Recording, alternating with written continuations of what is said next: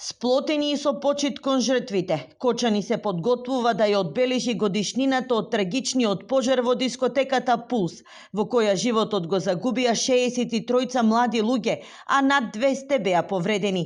Програмата започнува на 14 со православни содржини за молитвено сеќавање. Наредниот ден се предвидени спортски активности со учество на повредените и семејствата на загинатите.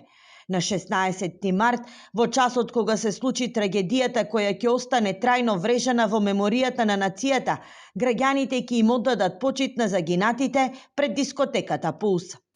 16 март 2026. Во 2:15 ќе оддадеме почит пред Пулс под мотото 2:32 светлина што останува.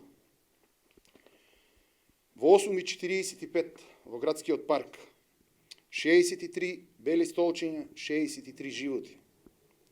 Започнуваме со настан за оддавање на почит на прерано починатите дечиња.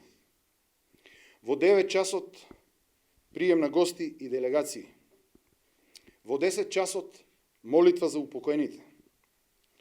Во 10:30 ден на сеќавање 16 март комеморативен настан.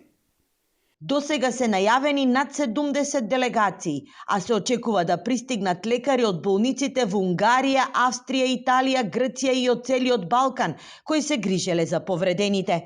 Очекуваме голем број на делегации, голем број на амбасади. За моментот имаме огромна потврда, ќе биде еден масовен настан. Приемот ќе биде во паркот на Револуцијата во Кочани.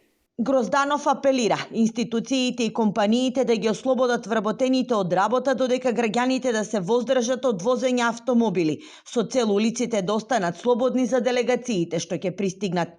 Посебен повик упати до земјоделците да се стрпат и во овие денови на тага да не ги палат страништата.